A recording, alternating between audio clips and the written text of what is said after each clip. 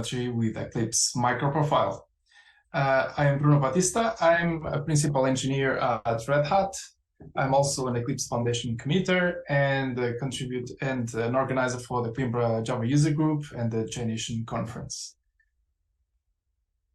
So for today, I'm going to talk to you about Microprofile OpenTracing, the new Microprofile Telemetry Tracing, and OpenTelemetry, and also migration paths that you can take to move from the legacy to the new specification.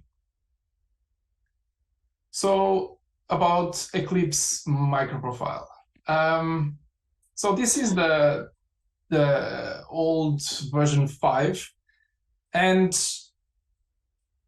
when about two years ago, back in time, I was in a different company, and we were developing a large monitoring system with Microprofile OpenTracing to monitor jobs that would send messages and try to understand where the jobs would fail and why in an efficient way. And by then, we had a lot of infrastructure in place, but everything was based on top of OpenTracing. And OpenTracing is dead now, and was already dead 2 years ago. So I got a bit concerned because we were stuck with that technology. And 2 years after, here we are with a new specification. So a lot of people contributed to it, and it's great. And but the decision for the new specification had some constraints. So we wanted to minimize the compatibility difference, or best, we wanted to maximize the compatibility with the legacy OpenTracing. We didn't want to create yet another API. I wanted portability, vendor agnostic, to be open source, and that had wide adoption. So that led us to OpenTelemetry. This is a CNCF, Cloud Native Computing Foundation project, and was born from the merge of two different communities, the OpenTracing, also from the CNCF, and OpenCensus from Google Open Source. This was the reason why OpenTracing was abandoned, because OpenTelemetry started to be developed. Currently, it supports 4 different signals, and we call signals to these observability pillars like traces, metrics, logs, baggage, and there are discussions for a lot more signals like profiling, and some others are being discussed for the future. In terms of contributions, there are very big organizations behind it, including Red Hat, and the adoption is quite large already. This is the second most active CNCF project, just behind Kubernetes. And in terms of observability projects, it's second only behind Prometheus. And it's supported in many languages. This is not just a Java project. It's supported on C++, .NET, Rust, Ruby, Python, many different projects, which is very important for large microservice organizations. Some of these organizations can have up to hundreds of microservices developed in many different languages, and it has a lot of value to actually be able to have the same semantics, the same protocols on all the microservices with all these different languages. So the requirements were met, and OpenTelemetry Tracing met them. So we started, adopting this new specification. So about OpenTelemetry in more details. It's a set of software and tools, defines specifications, protocols, formats, APIs, libraries. It's client-side only. it does not specify how the data should be ingested, or it's not an observability backend like Jaeger, and it doesn't care about how the storage is performed, unlike Prometheus. There are a few main projects. So the main project is undoubtedly the Opentelemetry specification, where the APIs for the different signals are defined, how to build an SDK, all the semantic conventions, and the OTLP OpenTelemetry protocol to send data across the wire. And with this, you can create implementations of OpenTelemetry in different programming languages. So the Java implementation projects, we have several. The OpenTelemetry Java, which implements in Java the OpenTelemetry API for the different traces, metrics, logs, and so on. The SDK, some extensions like how to configure the SDK, and also the OpenTracing shim. This we are going to talk later about it because it provides a compatibility layer for the legacy OpenTracing code. Also the OpenTelemetry Java instrumentation, which in Java, this is a particular case because it was created an instrumentation API that is used both by the agent that you can instrument your services. When you start a service with the Java manager, you can use this agent to instrument it, but you can also use this API to manually instrument libraries and get the data out of it without the need of the agent. There are other projects like Contrive for more experimental code and also documentation. Then there is the OpenTelemetry collector, which is a reference implementation, and it's actually implemented in Go. So how all this relates? So the Java application libraries, we collect the data using the Java instrumentation API that then sends it to the OpenTelemetry SDK. And then it takes care of sending it to the collector.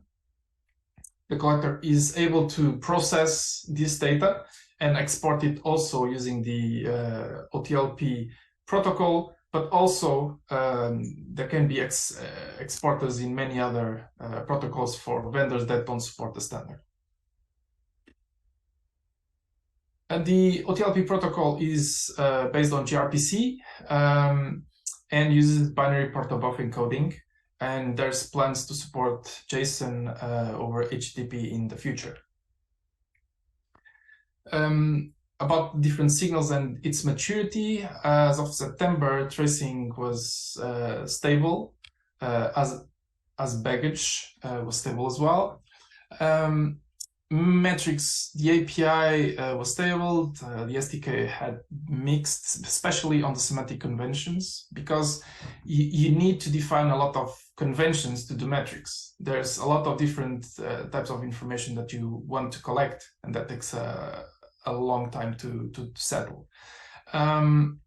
Also logging is being worked on, but we care about tracing, and that is perfectly stable and usable.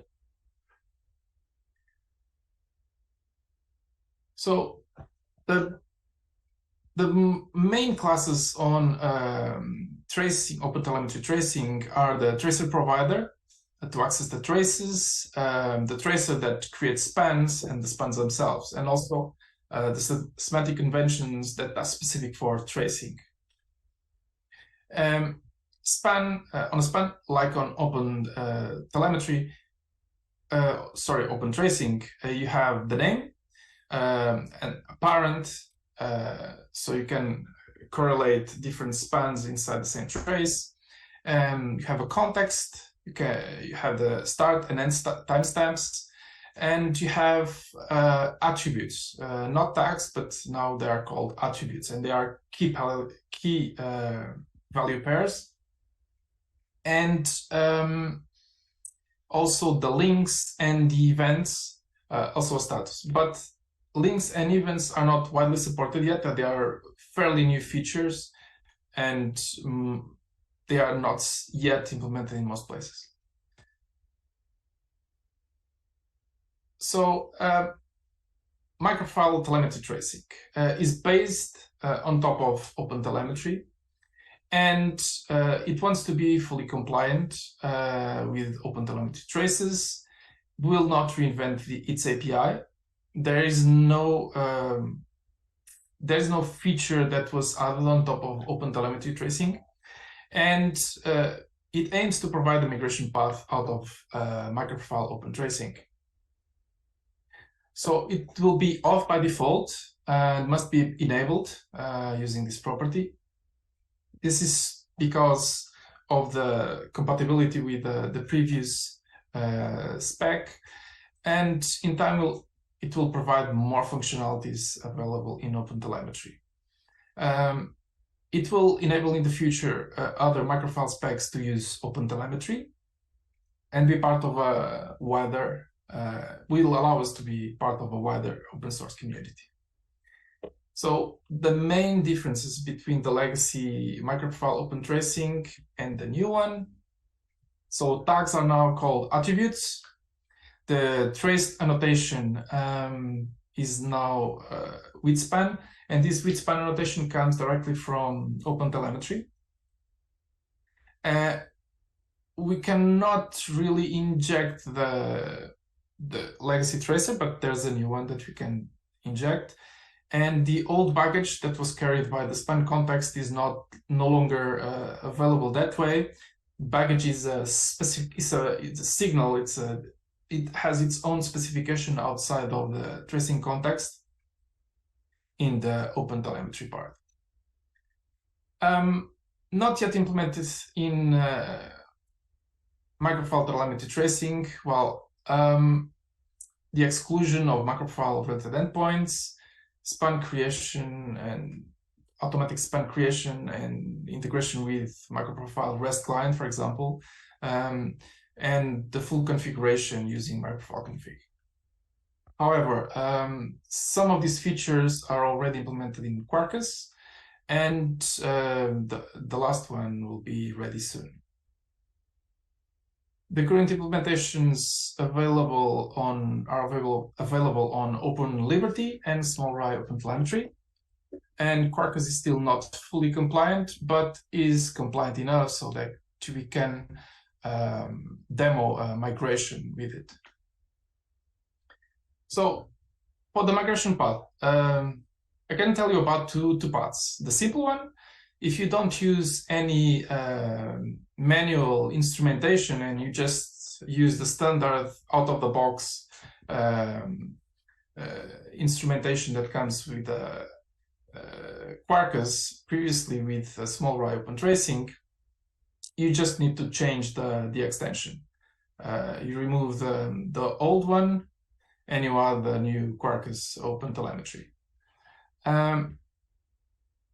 If you have manual instrumentation, you will need to use the OpenTelemetry shim along with OpenTelemetry in order to maintain the compatibility with the old code, unless you want to do a big bang and change everything in one go.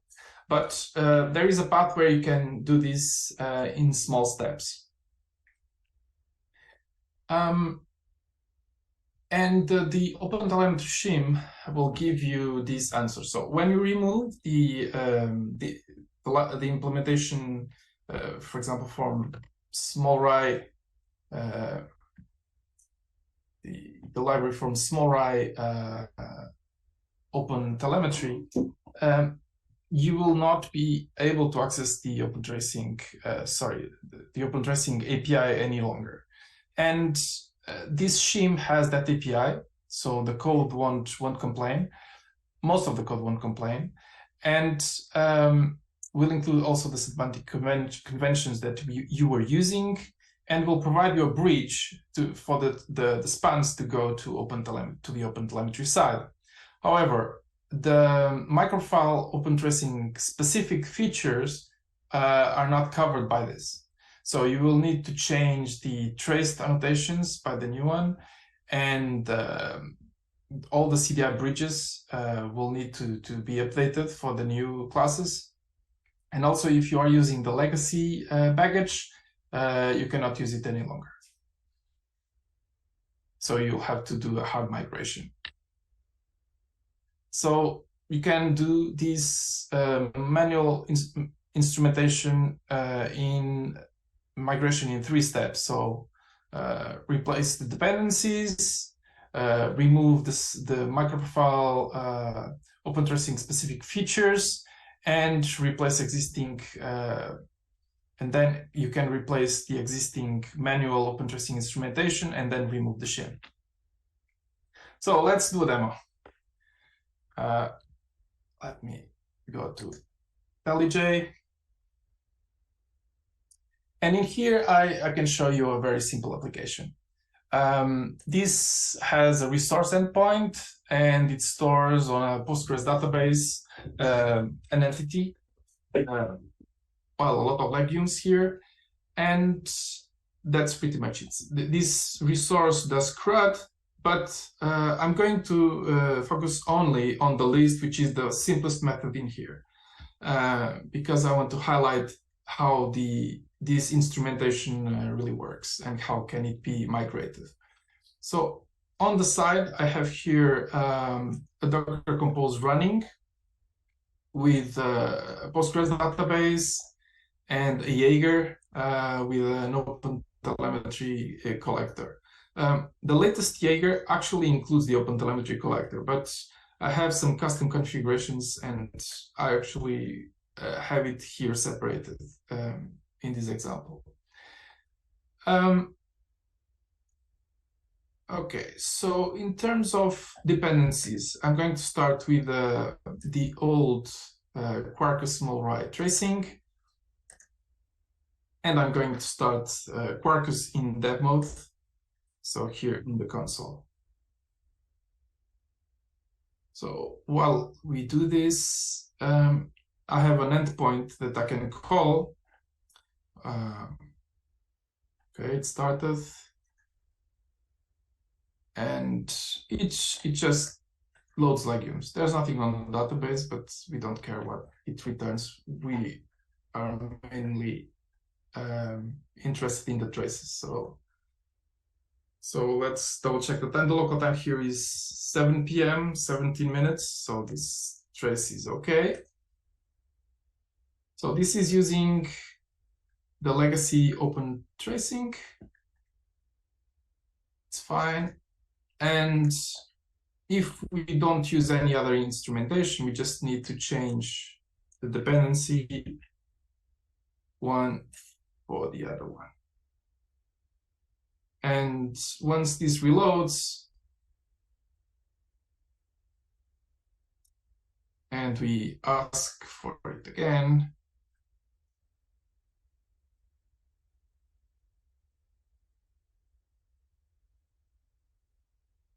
or not, should be there. Okay.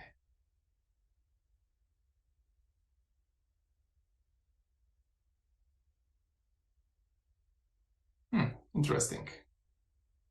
Okay. Joys of live demos.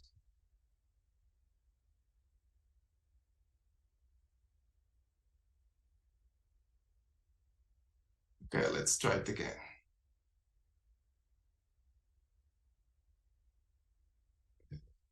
Burned. Something else must be happening here. Okay. Let's stop the stack here.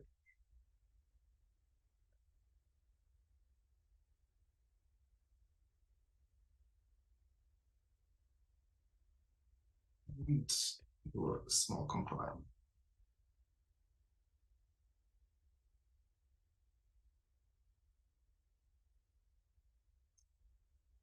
while we wait, I don't know if we have any questions until now.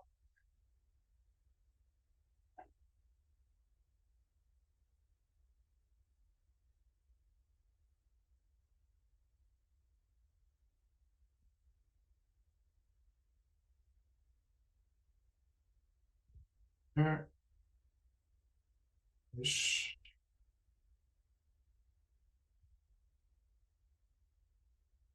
Oh, we have legumes now. Fresh.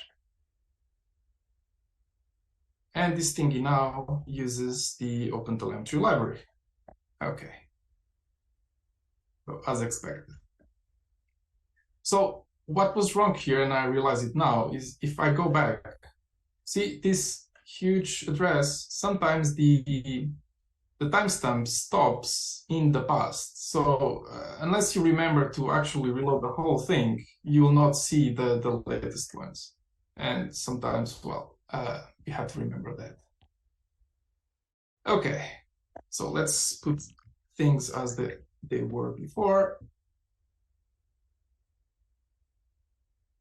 And let's instrument this method. I have it here prepared, so it's easier and we don't lose as much time with the legacy API. So what I'm doing here is injecting a legacy tracer, and I'm using the old traced annotation from Microprofile OpenTracing, and I get the tracer, I get the active span, which at this point will be this one, and I'm setting an additional tag on it, which is the legume resource, the name of the class. Also, I create yet another span with this tracer. I build it and it will have this name. I start it, then there will be the database call, and in the end I finish this span. So overall, I'm going to get 3 spans, 3.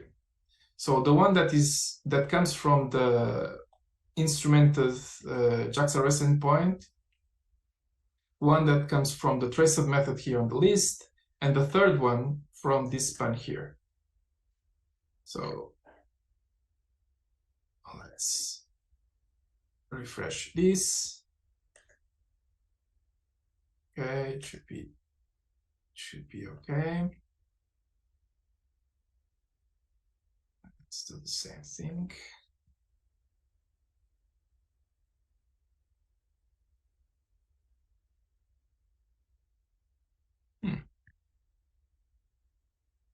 Something to make me happy today.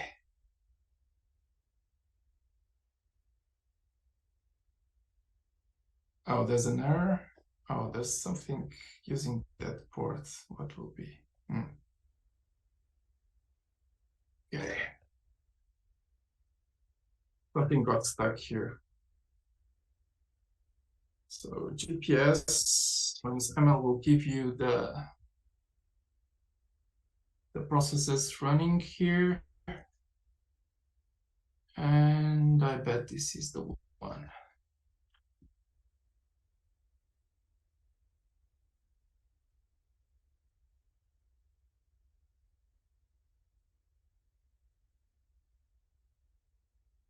Hope so.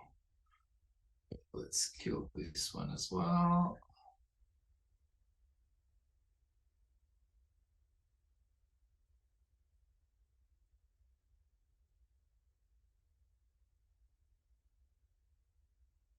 Okay.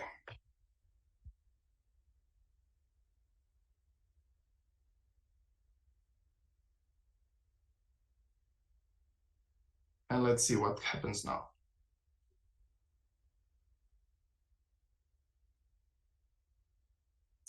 Okay, seems to work. Let's do the call. Okay.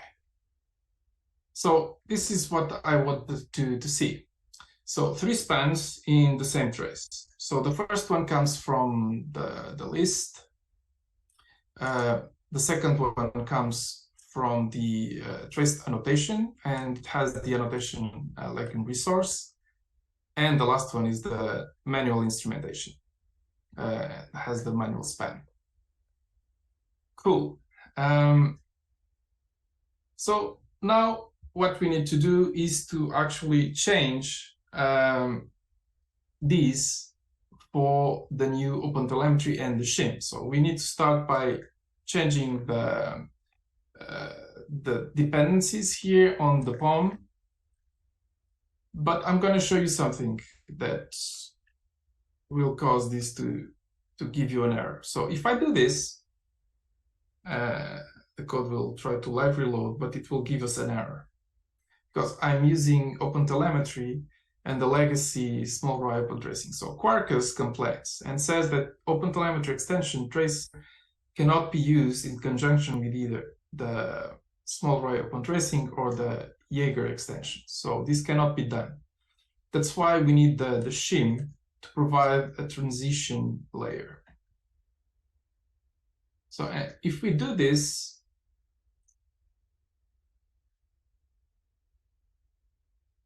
we reload here the code, and we go to our resource, and we wait for IntelliJ to reload. We will see that we have an error here on the trace because it doesn't come from the OpenTracing original API. It's something that we added on Microprofile, so it's not part of the shim. But everything else, the OpenTracing API is part of the shim, so it doesn't give you an error. Another thing that will not work is this injection, because the new extension doesn't inject anything here. So this is, we can remove this one, and also its dependency here. And we can switch this for the new with span annotation. So OpenTelemetry instrumentation annotations with span, and we can say that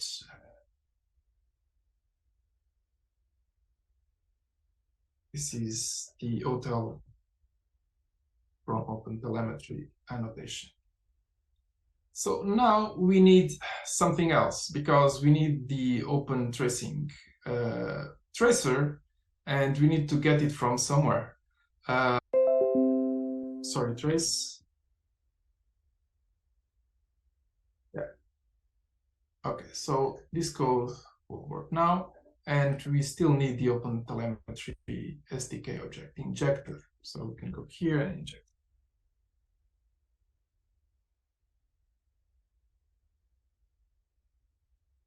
So the OpenTelemetry from the OpenTelemetry API. An hotel span. This will create an additional span when we call this method using an interceptor that we implemented around that annotation. And it will add to this span this tag. But this is the hybrid, because it will be an OpenTelemetry span in there, but it will have an attribute with these values. And it will have an actual OpenTracing, OpenTelemetry span, an additional one, but created by the shim using the legacy API. So let's see how it goes, and if it doesn't fail this time. Go back, we need to find again. So, and time looks right. And so OpenTelemetry, this was created by the OpenTelemetry instrumentation in Java for Quarkus. We have the hotel annotation that we were using. All good. And the last span is also using Opentelemetry, but created from the OpenTracing shim. Okay. So Bruno, we actually have a question for you. Okay. So shouldn't one always put programmatic spans in a try/finally block? Yes, you should. And that's what I'm going to do now. Because if this fails, this will never be executed. So let's go and remove the shim altogether.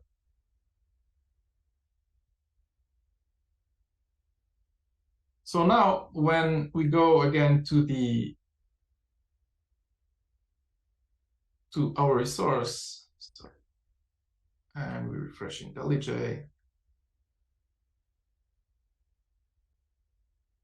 nothing from the legacy API will be available.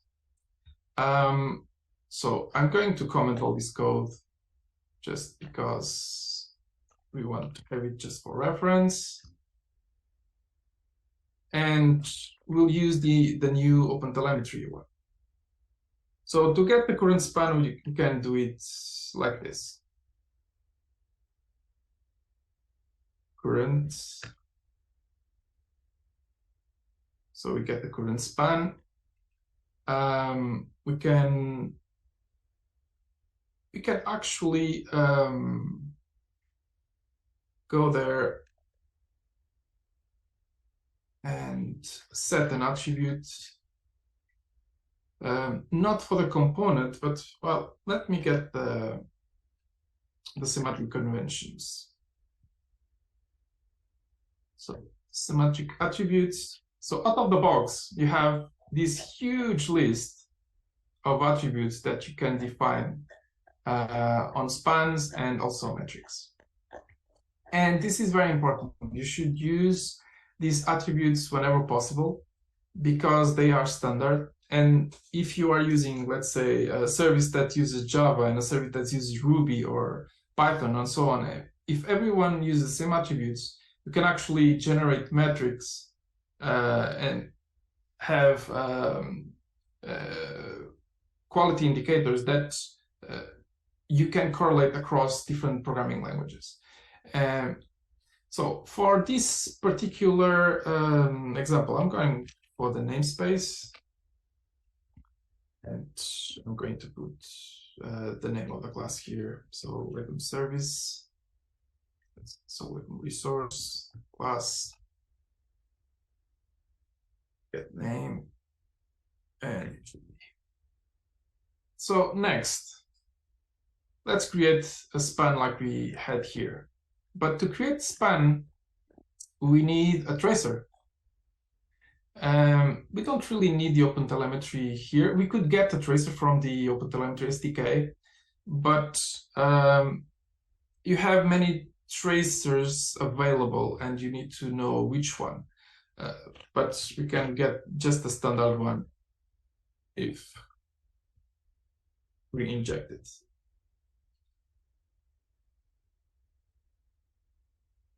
So there won't be any other traces here from the legacy API, just a new one.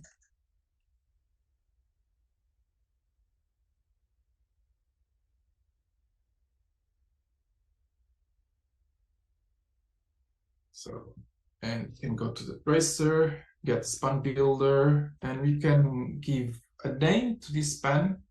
Let's use the same name as before, but manual. Let's call it Opel just to make sure that it's different.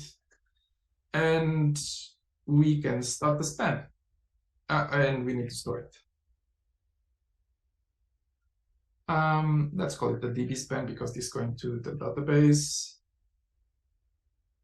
Whoops. Now comes the try catch, because OpenTelemetry has the scope concept. So, and we can start the scope from the DB span. And if we make this current,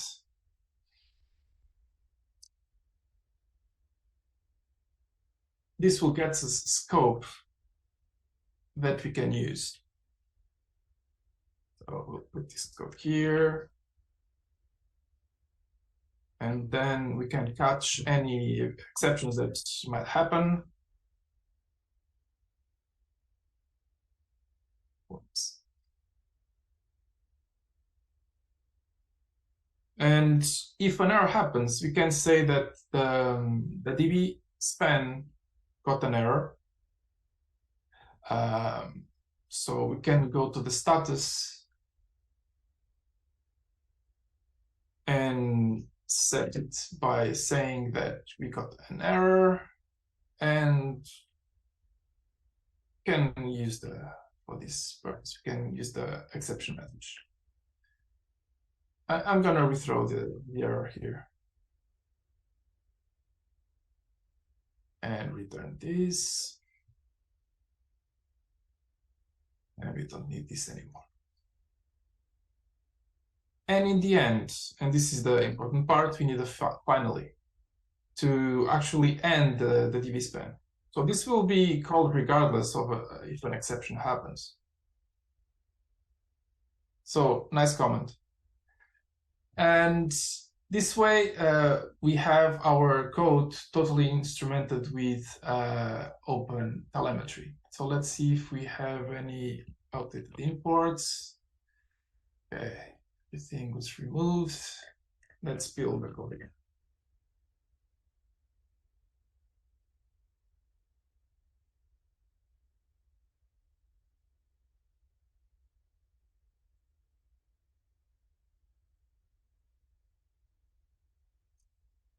Okay, Carcass has started.